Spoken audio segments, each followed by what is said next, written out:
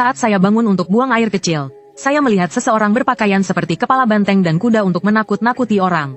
Melihat itu, aku langsung melompat dan memukul kepala mereka berdua. Sudah selarut ini, kalian mau menakut-nakuti siapa? Tak disangka, orang yang memakai topeng kuda berkata, kau bisa melihat kami, ku bukan buta. Tentu saja aku bisa melihat kalian. Mendengar jawabanku, orang yang memakai topeng banteng tiba-tiba tertawa. Hahaha, menarik, aku hendak mengajak mereka bicara. Tapi mereka berdua tidak menjawab. Malah, mereka melangkah pergi. Di belakang mereka, aku melihat seseorang berambut kusut, diseret dengan rantai yang mereka pegang. Melihat itu, aku tak banyak berpikir, dan kembali ke kamar untuk melanjutkan tidur. Dalam mimpi, aku tiba di sebuah kantor yang memancarkan cahaya redup. Saat aku hendak melihat-lihat, tiba-tiba terdengar suara yang familiar dari belakang. Nak, kau datang. Aku berbalik, dan melihat sosok bertopeng banteng dan kuda yang tadi menakutiku. Kenapa kalian juga ada di sini? Orang bertopeng banteng melirikku. Kami memang di sini, tapi tadi tidak ada siapa-siapa. Apa kalian bersembunyi di bawah meja? Orang bertopeng kuda juga bicara. Nak, kau tidak merasa dingin? Merasa perkataan mereka aneh. Aku menyentuh lenganku yang berkaus pendek. Tidak dingin, ini kan musim panas. Mendengar jawabanku, mereka berdua saling berpandangan. Dengan ekspresi benar juga, tiba-tiba aku tersadar. Kenapa kalian terus memanggilku nak? Seharusnya kita seumuran, kan? Orang bertopeng banteng tersenyum. Kami sudah berumur ribuan tahun. Kau orang pertama, yang berani menganggap kami saudara. Aku merasa geli. Keduanya pasti sedang cosplay, kan? Ribuan tahun, aku bahkan berumur puluhan ribu tahun. Aku mengulurkan tangan untuk membuka topengnya, dan sekalian memeriksa apakah dia demam. Orang bertopeng banteng bertanya dengan heran.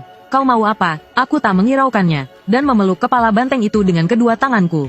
Berbulu dan dingin, tapi aku tak bisa melepaskannya. Aku berpikir, apa ada semacam pengait di dalamnya? Aku tak mengerti permainan mereka.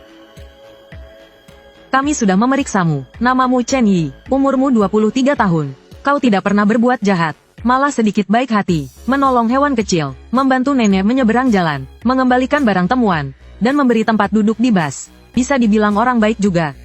Bahkan menyelidiki aku, berlaga jadi polisi. Ya, selanjutnya apa si cantik dan si tampan yang akan muncul? Lalu aku juga mengambil kursi dan duduk. Kalian mainnya begini. Ya, aku tak akan berpura-pura lagi.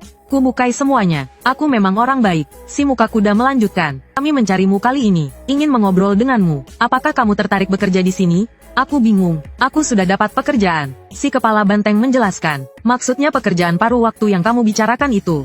Begitu aku mendengar paruh waktu. Boleh juga. Toh, gajiku setiap bulan tetap. Bisa dapat tambahan juga lumayan. Jadi aku mengangguk. Lalu bagaimana dengan gajinya? Begitu si muka kuda mendengar aku setuju. Dia langsung memukul meja. Kalau begitu, sudah deal. Soal gaji, jangan khawatir. Pasti tidak akan mengecewakanmu. Sobat, aku juga pernah sekolah 9 tahun. Tri yang memberi harapan palsu itu tidak akan mempan aku. Jangan basa-basi, katakan saja berapa per bulan. Kalau tidak jelas, aku tidak mau. Si muka kuda menjawab, gaji di sini dibayar setahun sekali. Berapa yang kamu inginkan? Karena kalian membayar gaji per tahun. Aku minta 300.000 saja. Si kepala banteng memastikan lagi. 300.000 yuan, aku menahan tawa. Tentu saja yuan, kalau bukan, apalagi? Mendengar jawaban pastinya, si kepala banteng berkata, kalau begitu, tunggu sebentar. Aku akan meminta izin kepada Hakim Yama. Melihatnya berjalan 2 langkah lalu menghilang. Ku berpikir, aktingnya cukup realistis. Tak lama kemudian, si kepala banteng kembali dan berkata, Chen Yi, Hakim Yama setuju. Mulai besok kamu bisa mulai bekerja paruh waktu. Wow, prosesnya cukup cepat. Lalu aku bertanya, lalu apa pekerjaanku? Cosplay juga, tapi aku kasih tahu dulu. Aku harus berperan sebagai karakter yang keren. Aku melihat mereka berdua sepertinya ingin mengatakan sesuatu. Tetapi aku hanya melihat bibir mereka bergerak. Tapi tak terdengar suara. Tiba-tiba cahaya putih menyala. Aku perlahan membuka mata. Sudah pagi hari berikutnya. Setelah bangun, aku mengingat mimpi tadi. Menarik sekali. Gaji tahunan 300.000. Baru saja mau bangun tidur. Pintu kamar sudah dibuka oleh ibu. Dasar pemalas. Kenapa bisa tidur senyenyak ini? Suara gaduh di luar selama ini tidak membangunkanmu? Aku kebingungan. Gaduh di mana? Di sebelah. Bibi Liu meninggal. Mendengar itu, aku terkejut dan langsung berdiri. Bu, ibu bicara apa? Kemarin aku masih menyapa Bibi Liu. Ibu menghela nafas. Memang, kemarin beliau masih baik-baik saja. Katanya pendarahan otak, meninggal dalam tidur. Ibu juga memintaku untuk membantu di sana. Aku mengangguk, dan berpakaian lalu berjalan ke rumah Bibi Liu. Sesampainya di halaman, aku hanya melihat kain putih tergantung di mana-mana. Ruang duka sudah disiapkan. Hampir semua tetangga ada di sana. Menurut adat di sini, acara duka harus menyediakan sekitar 10 meja. Jadi aku membantu memindahkan meja dan kursi. Setelah makan siang, waktu pemakaman Bibi Liu hampir tiba. Ini waktu yang dihitung oleh paranormal yang disewa keluarga Bibi Liu. Katanya, waktu ini yang terbaik. Kalau menunggu lagi, harus setengah bulan kemudian. Sekitar 15 menit sebelum peti mati diangkat, banyak orang yang dekat dengan Bibi Liu datang ke peti mati untuk mengucapkan selamat tinggal. Saat itu, ibu menyikutku dan berkata, "Tidakkah kamu ingin melihatnya?" Aku agak bingung, apa yang perlu dilihat? Aku kekenyangan. Ibu menghela nafas. Bibi Liu juga melihatmu tumbuh dewasa. Waktu kecil, dia sering memberimu permen. Ini pandangan terakhir untuknya. Aku berpikir sejenak, lalu memutuskan untuk melihatnya. Tak disangka, pandangan ini membuatku menyesal. Aku mendekati peti mati dan melihat ke dalam. Kulihat Bibi Liu mengenakan pakaian pemakaman. Berwajah pucat terbaring di dalam. Sepertinya sedang tidur. Tapi kenapa rambutnya terurai? Keluarganya tidak menyisirnya. Saat itu, tiba-tiba terlintas sesosok bayangan di pikiranku. Aku teringat penampilan Bibi Liu dengan rambut terurai. Sangat mirip dengan orang yang kulihat semalam di depan rumah. Yang dirantai. Setelah mengingatnya kembali, bukan hanya mirip, tapi benar-benar sama persis. Bahkan pakaian hitamnya pun sama. Ketakutan. Aku langsung berlari pulang dan masuk ke selimut. Ketika aku bangun lagi, sudah jam 3 sore, belum sempat bangun. Aku mendengar suara ayah dan ibu mengobrol di luar. Aneh, ya, sudah dicoba segala cara. Matanya tetap tidak mau tertutup. Harus mengikuti apa kata dukun itu baru bisa tertutup. Aku mendengar ibu membicarakan soal mata yang tertutup atau tidak. Aku segera bangun dan pergi ke samping ibu. "Bu, ibu tadi ngomong apa?" Ibu melirikku, lalu berkata dengan perlahan, "Kamu pergi terlalu cepat, jadi tidak lihat." Anaknya Bu Liu, Wu Qianqian, menangis dengan sedih. Mata Bu Liu langsung terbuka. Aku terkejut mendengarnya, padahal waktu aku lihat tadi, matanya tertutup rapat. Aku menoleh ke arah ayah. Dengan tatapan bertanya, ayah juga mengangguk pelan. Aku segera bertanya, "Lalu bagaimana?" Wu Qianqian juga panik. Dia menyuruh ibunya pergi dengan tenang, bilang dia akan mengurus keluarganya. Tapi, kata-kata baik sudah diucapkan semua. Mata Bu Liu tetap tidak bisa tertutup. Bahkan Pak Wu mencoba menutupnya, tapi tidak berhasil. Aku bertanya lagi, lalu akhirnya bagaimana bisa tertutup? Ibu menjelaskan dengan misterius. Ya karena dukun yang menentukan hari itu juga. Setelah dukun itu datang, matanya baru tertutup sendiri. Aku merasa aneh. Ibu lalu berkata, Bu Liu itu sangat percaya pada keluarga dari pihak ibunya. Dia harus mendengar langsung dari saudara laki-lakinya bahwa mereka akan menjaga anaknya baru dia bisa tenang. Kasih ibu sepanjang masa ya. Wu Qianqian sendiri anaknya sudah 2 tahun.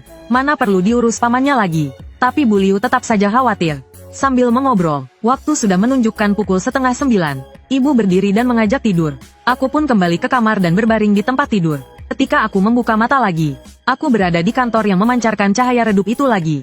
Bagaimana bisa, mimpi yang belum selesai bisa berlanjut keesokan harinya?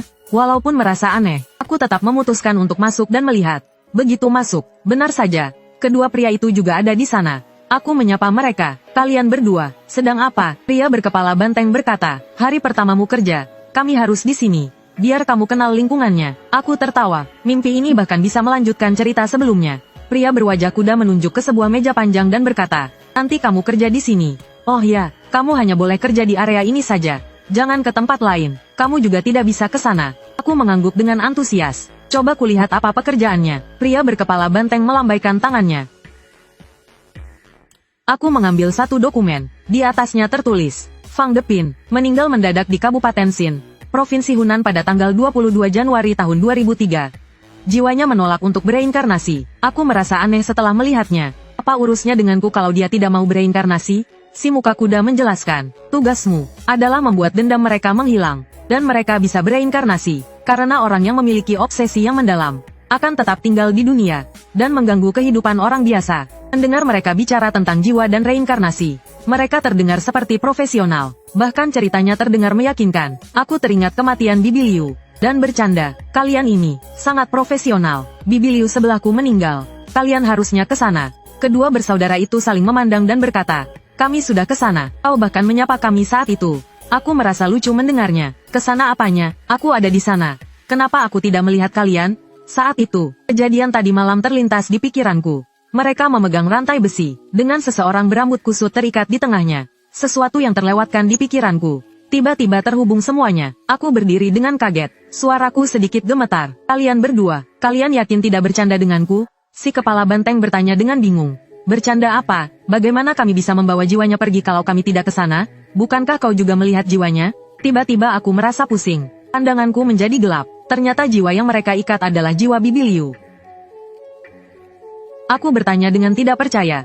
Bolehkah aku tahu nama kalian berdua? Si kepala banteng menggaruk kepalanya dengan malu. Dan berkata, aku sudah lupa nama asliku. Tapi orang-orang memanggil kami, kepala banteng muka kuda.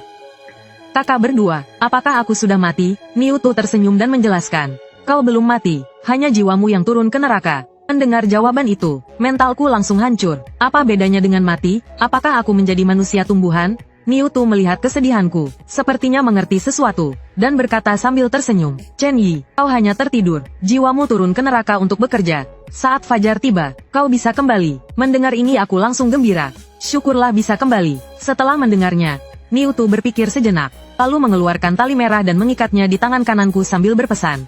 Sepertinya kau belum siap, dan kami juga belum menjelaskannya dengan baik. Begini saja, kau pulang dulu. Jika kau berubah pikiran dan ingin kembali, eluslah tali merah ini 3 kali. Kau akan kembali ke sini. Lalu dorong aku pelan-pelan. Rasa melayang akan datang. Aku membuka mata, melihat cahaya bulan yang masuk lewat jendela. Aku menghela nafas lega. Mimpi ini terlalu nyata. Aku bangun untuk minum air. Saat mengambil teko, tanpa sengaja aku melihat tali merah terikat di tangan kananku. Jantungku yang baru saja tenang mulai berdebar kencang lagi. Itu bukan mimpi. Aku duduk di tempat tidur, memikirkan perkataan Niutu Mamian seharian. Melihat langit gelap di luar jendela, akhirnya aku membuat keputusan. Aku meletakkan tangan kiriku di tali merah itu, dan mengelusinya 3 kali. Detik berikutnya. Benar saja, Niutu dan Mamian masih di sana. Mamian tersenyum seperti yang kuduga.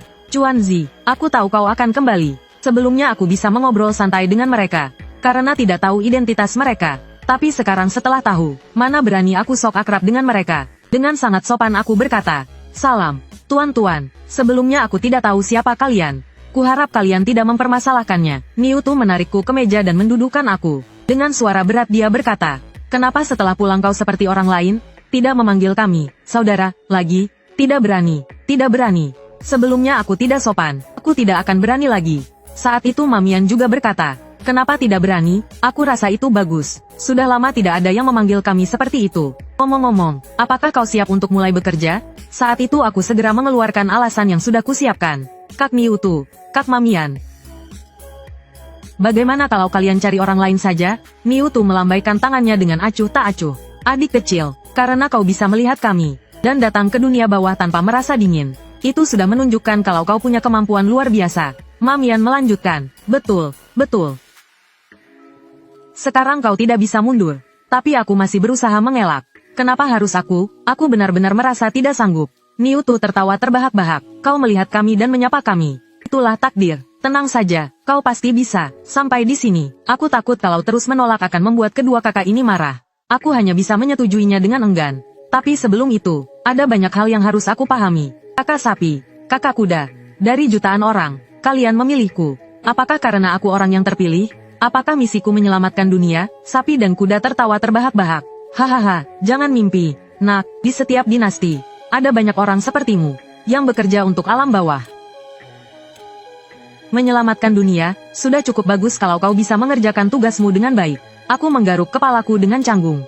Sepertinya aku terlalu banyak berpikir. Oh iya, Kak, apakah pekerjaan paruh waktu di sini akan memengaruhi kehidupan normalku di atas sana? Apakah akan berdampak pada tubuhku? Kuda menjawab tanpa berpikir. Jiwamu datang ke alam bawah saat kau tidur. Ini tidak akan berdampak negatif pada tubuhmu di dunia manusia, malah akan menyehatkan jiwamu. Mendengar jawabannya, aku sedikit merasa lega. Lalu aku bertanya, berapa lama jam kerjanya? Apakah ada waktu istirahat? Sapi berpikir sejenak lalu menjawab, menurut waktu di dunia manusia, dari jam 11 malam sampai jam 7 pagi. Kalau ada urusan, kau bisa cuti.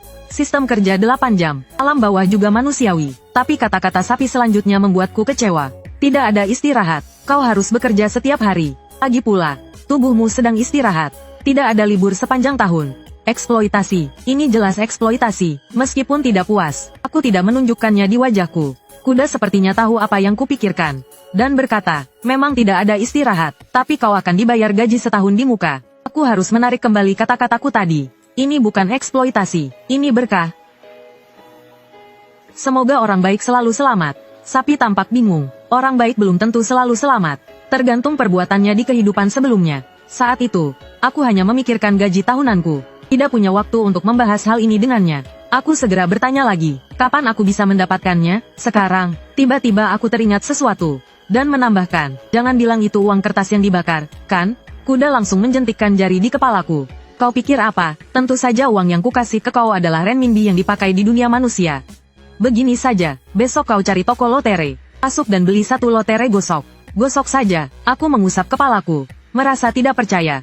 Sudah cukup begini, jangan bercanda denganku. Mamian berkata dengan serius.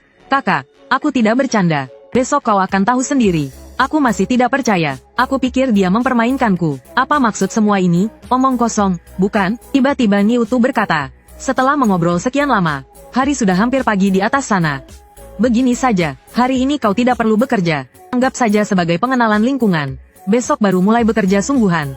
Bagaimana? Aku tersadar, dan mulai memuji mereka. Kalian berdua sungguh baik hati. Aku sangat tersentuh. Nanti aku akan mengurus kalian berdua. Aku akan memberikan kalian emas batangan dan mentraktir kalian minum teh. Mamian mengamatiku dari atas ke bawah sebelum berkata, kau anak yang pintar, pasti masa depanmu cerah. Kakak mendukungmu. Aku hendak bertanya lagi, tetapi Niutu sudah melambaikan tangannya. Aku tahu waktunya sudah habis. Detik berikutnya, aku membuka mata, dan sudah kembali ke tempat tidurku. Aku segera duduk. Hal yang paling penting sekarang, adalah memastikan soal gaji 300.000 itu. Jika aku tidak menang, berarti mereka membohongiku. Maka aku bergegas pergi ke toko lotre di kota. Sesampainya di toko lotre, aku berdiri di depan konter dan memilih-milih. Akhirnya aku memilih kartu gosok beramplop merah.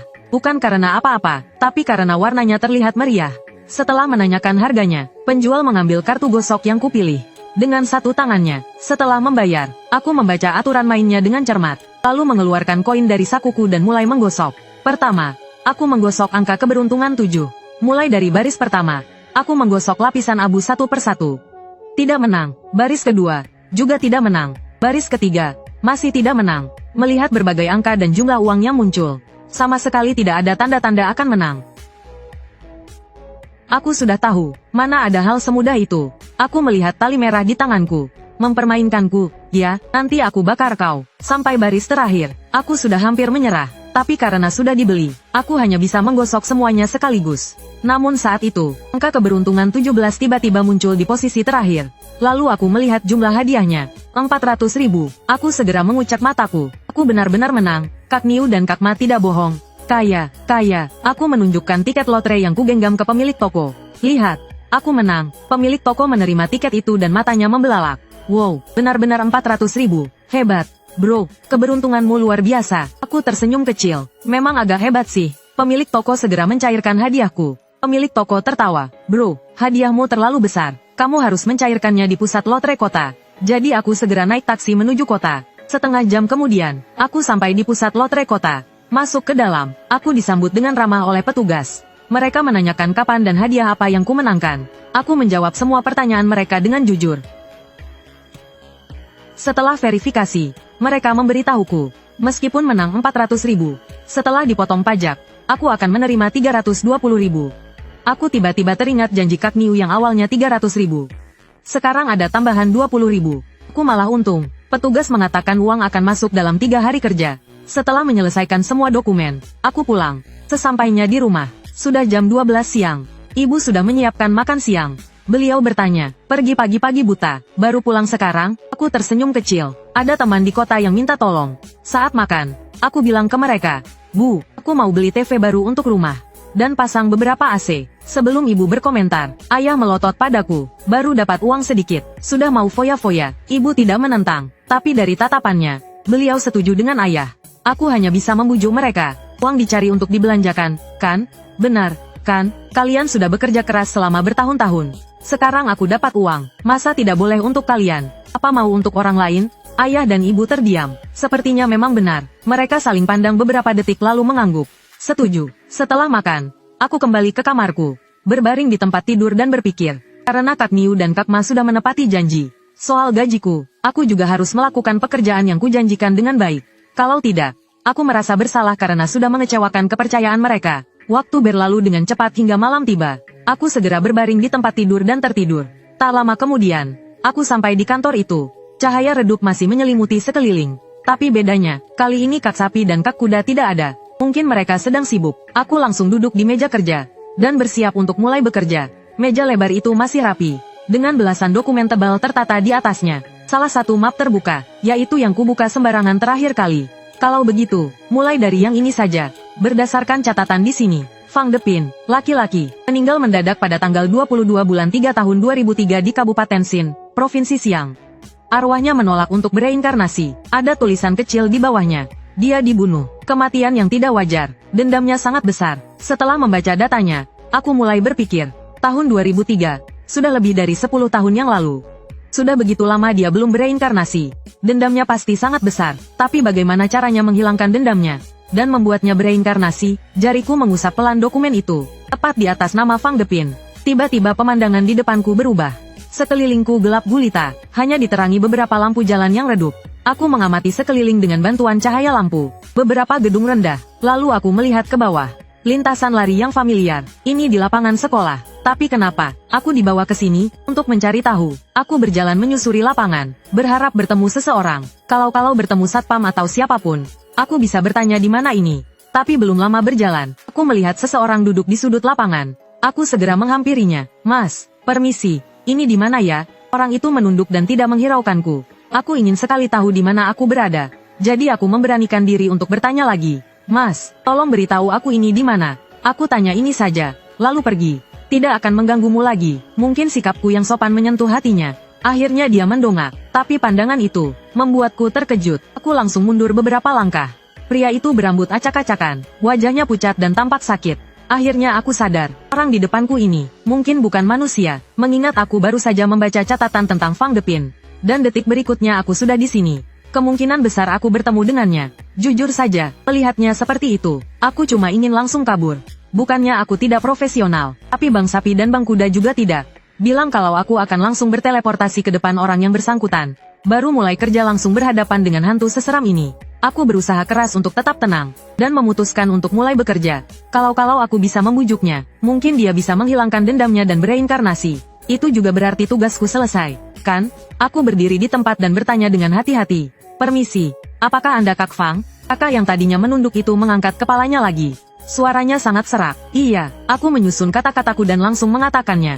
Aku di sini untuk membujukmu bereinkarnasi. Aku tahu kau dibunuh, tapi kau tidak bisa terus berkeliaran di dunia manusia. Lebih baik ikut aku. Begitu aku selesai bicara, tiba-tiba angin kencang bertiup di sekitar, membuat dedaunan berdesir kencang. Fang Depin berdiri dan berteriak, "Ikut denganmu, kau tahu bagaimana aku mati? Mayatku masih terkubur di bawah lapangan ini. Keluargaku bahkan tidak tahu di mana aku berada. Sedangkan orang yang membunuhku, naik pangkat, kaya raya, dan keluarganya bahagia. Bagaimana kau bisa menyuruhku ikut denganmu?" Aku langsung merinding. Mayatnya ternyata terkubur di bawah lapangan ini. Binatang apa yang telah membunuhnya? Tega menguburnya di sini selama belasan tahun. Saat aku sedang memikirkan cara menenangkannya, dia berbicara lagi. Bereinkarnasi, lebih baik aku yang mengantarmu bereinkarnasi. Tiba-tiba, kabut tebal mengelilingiku, seolah ingin menelanku. Melihat kabut itu semakin mendekat, otakku berpikir dengan cepat. Tiba-tiba aku teringat tali merah di pergelangan tanganku. Bang Sapi pernah bilang, kalau ingin kembali ke kantor di akhirat, sentuh talinya 3 kali. Aku segera menyentuh tali itu 3 kali dengan cepat. Dalam sekejap, aku kembali ke kantor. Aku langsung ambruk di kursi, dan sedang mengatur napas. Kulihat sepertinya ada 2 orang di sampingku. Saat menoleh, ternyata itu Bang Sapi dan Bang Kuda. Bang Sapi, Bang Kuda, kalian hampir saja membunuhku. Aku hampir saja tidak bisa kembali. Benar-benar keterlaluan. Kalian juga tidak memberitahuku kalau pekerjaan ini berbahaya. Bang Sapi tertawa kecil. Nah, bukankah kau sudah kembali dengan selamat? Tali merah pemberianku masih berguna, kan? Aku terdiam. Semua kata-kataku tertahan di tenggorokan. Saat itu, suara Bang Kuda terdengar. Kami sebenarnya datang untuk memberimu beberapa petunjuk. Tapi tak kusangka kau serajin ini. Kau sudah pergi saat kami tiba. Aku bertanya mengikuti perkataan mereka. Apa saja yang perlu diperhatikan? Berbicara tentang itu, saudara Niu yang tadinya tersenyum, menjadi serius dan berkata, pertama, adalah benang merah ini. Kau juga tahu, arwah-arwah yang mati mendadak itu tidak mudah diajak bicara. Benang merah ini bisa melindungi nyawamu. Kedua adalah dokumen ini. Letakkan tanganmu di atas nama mereka, dan kau akan langsung muncul di samping arwah korban. Pantas saja aku langsung muncul di lapangan. Begitu rupanya, saudara Niu melanjutkan, ada pena di atas meja. Gunakan ujung pena untuk menyentuh nama mereka. Dan kau akan tahu semua tentang kehidupan mereka. Aku melihat ke meja. Benar saja, ada kuas di samping dokumen. Aku tidak bisa menahan diri untuk berkomentar. Saudara Niu, kalau kau memberitahuku lebih awal, aku tidak akan semalu ini. Kau tidak tahu. Fang Depin bertanya padaku apakah aku tahu bagaimana dia meninggal. Aku benar-benar tidak bisa menjawab. Suasananya sangat canggung. Mamian kemudian berkata, tidak ada kata terlambat untuk tahu. Masih banyak waktu. Pena ini disebut pena penerawang. Ada satu fungsi lagi, bisa membuat arwah mengirimkan mimpi. Waktunya 1/4 jam. Sungguh ajaib. Aku segera bertanya, lalu bagaimana aku menggunakannya? Saudara Niu menggelengkan kepalanya dan berkata, saat pena penerawang menyentuh arwah, secara alami akan mengirim mereka ke mimpi kerabatnya. Luar biasa sekali, keren banget. Setelah memberikan semua instruksi, saudara Niu dan Mamian bersiap untuk pergi.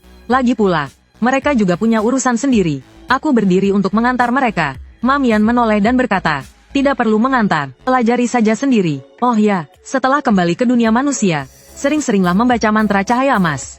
Itu bisa mencegah arwah-arwah penasaran mendekatimu.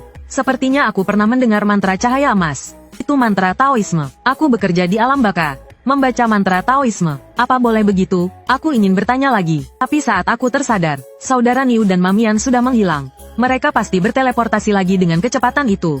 Aku duduk kembali di kursi. Seperti yang dikatakan saudara Niu, aku mengambil pena penerawang. Aku dengan lembut menyentuh ujung pena ke nama Fang Depin. Sebuah gambar tiba-tiba muncul di hadapanku. Seorang bayi lahir, lalu perlahan-lahan tumbuh dewasa. Fang Depin belajar dengan sangat giat. Ia segera mulai bekerja, dan sangat bertanggung jawab atas pekerjaannya. Adegan berganti dengan sangat cepat.